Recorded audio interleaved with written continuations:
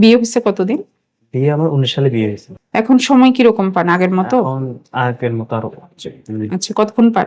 একেবারেই এক হচ্ছে। মিনিটও নাই? এমনি ইয়ে হয়, ইরেকশন হয়? ইলেকশন হয়। আচ্ছা, কোনটা কি বাবা? জি। বয়সটা বলেন একটু। এটা 23। 23-এর, হ্যাঁ এটা আগের। 23। এখানে দেখেছি না? জি, এখানে বয়সটা কত? আমার বয়স এখন আপনার 33।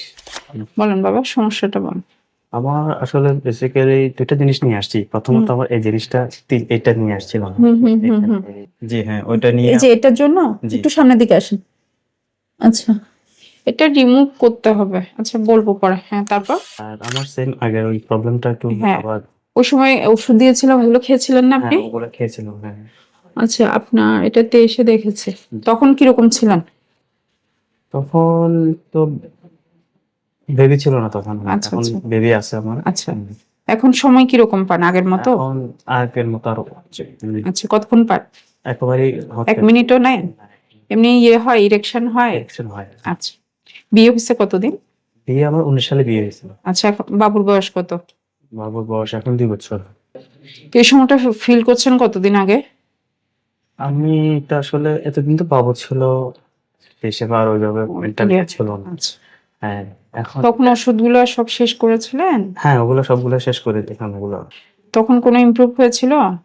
তখন ওই ওষুধ খেলে এটা করতে পারতাম। আচ্ছা আর না হলে এটা করা যেত না আরকি।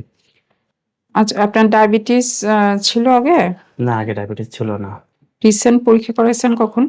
রিসেন্ট রিসেন্ট বছরখানেক আগে করাইছিলাম, তখন ছিল না। ছিল না? না, কোনো একটা অন্য একটা ইয়ের কারণে আমি করাইছিলাম, তখন ছিল না। আচ্ছা, এমনি আগ্রহ আছে আপনার? সেক্সের আগ্রহ আছে? আগ্রহ আছে। পরিবারে কারো হার্টের কোনো সমস্যা আছে? পরিবারে না, হার্টের সমস্যা নেই। বাবা মা কোনো সমস্যা নেই? আচ্ছা, আমি গতবার কি আপনাকে একটা এক্সারসাইজ দিয়েছিলাম? না, আমার একটু এক্সারসাইজ দেওয়া হয়নি।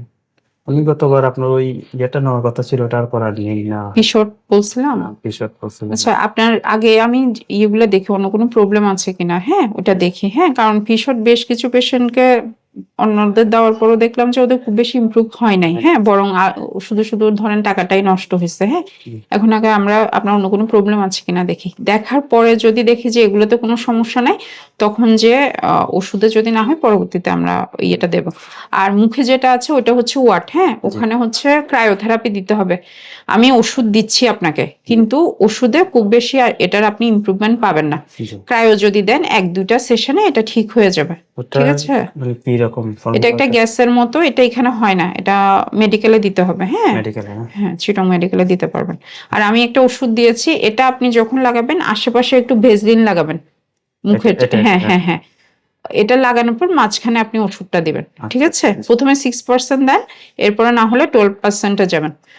যদি বেশি জ্বালা পোড়া করে ওটা অফ করে দিন। হ্যাঁ, এটা দিনে একবার করেই লাগাবেন 10 দিন। আর আপনার জন্য তবে ভালো হচ্ছে যে ক্রায়োথেরাপিটা, এটা ওষুধটা এটা শুরু করেন। হ্যাঁ, বাকিটা আমি এই 3টা পরীক্ষার পরে দেখব। আপনার ডায়াবেটিস কোলেস্টেরল আছে কিনা আমার দেখতেই হবে।